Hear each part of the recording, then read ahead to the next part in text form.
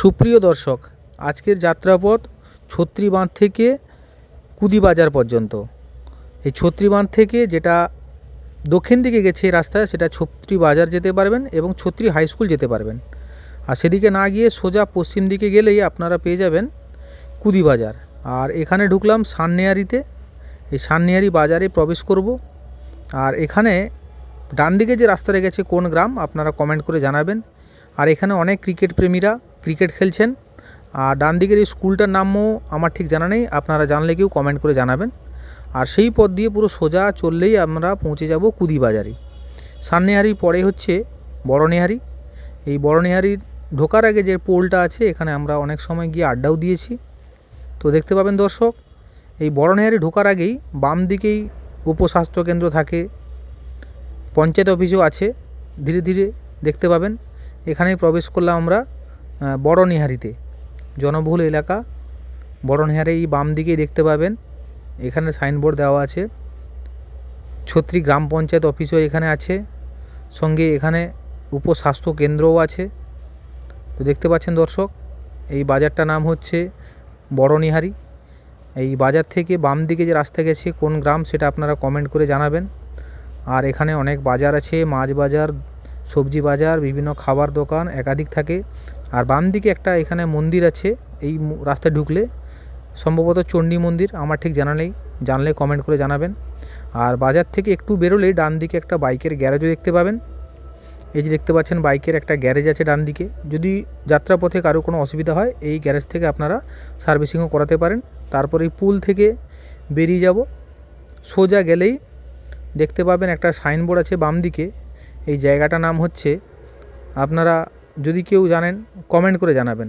আমি একটু স্কিপ করে গেলাম, এরপরে লোকেশানটা কিন্তু আমি বলবো।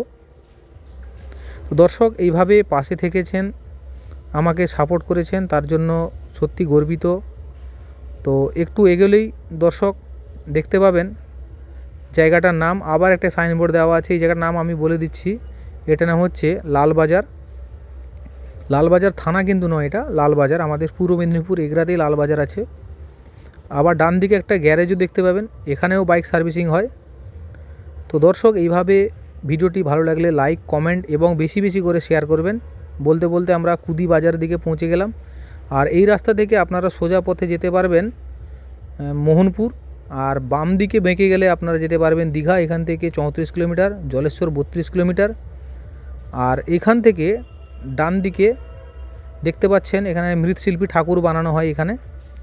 আর এই রাস্তা থেকে একটু এগিয়ে ডান দিকে বেঁকে গেলে আপনারা এগরা যেতে পারবেন প্রায় 3 থেকে 4 কিলোমিটার। আর একটু এগোলেই প্রায় 50 মিটার এখান থেকে দেখতে পাবেন এই বাসটি যেদিক দিয়ে এলো, এখানে হচ্ছে ইন্ডিয়ান অয়েল পেট্রোল পাম্প। সেদিকে না গিয়ে সোজা গেলেই পশ্চিম দিকে আপনারা পৌঁছতে পারবেন কুদি বাজারে। আর দেখতে পাচ্ছেন বাম দিকে মাই ছোটা স্কুল, ইংলিশ মিডিয়াম স্কুল আছে এখানে। দর্শক, আবার এখানে একটা স্কুল দেখতে পাচ্ছি ডান দিকে। এই স্কুলটার নাম ঠিক আমার জানা নেই। এই স্কুলটার নাম কেউ জেনে থাকলে নিশ্চয়ই কমেন্ট করবেন। আপনাদের আবারও ধন্যবাদ জানাই। আবার এখানে সেই কুদি বিখ্যাত ব্রিজ, এই ব্রিজ পেরোলেই বাম দিকে একটা লোকেশান আছে, এই লোকেশানটা ঠিকঠাক আমার জানা নেই। এখানে আমরা অনেক ছবি তুলতে এসেছি একটা সময়। এই যে দেখতে পাচ্ছেন নীল সাদা বাড়িটা ভেতরের দিকে। আর তারপরে আবার বাম দিকে একটা বাইকের গ্যারেজও দেখতে পাচ্ছেন। এই রাস্তা ধরে কিছুটা এগিয়ে গেলেই বাম দিকে দেখতে পাবেন এগরা 1 নম্বর ব্লক অফিস অর্থাৎ বিডিও অফিস। তারপরে ডান দিকে মন্দির আছে, মন্দিরের নাম ঠিক জানা নেই, কমেন্ট করে জানাবেন। আর বাম দিকে যে রাস্তা গেছে সেটাই গেলে আপনারা কুদি শ্মশান দেখতে পাবেন, মন্দির আছে এবং রাসন স্কুল আছে। তারপরে সোজা এলেই কুদি বাজারেই পৌঁছালাম।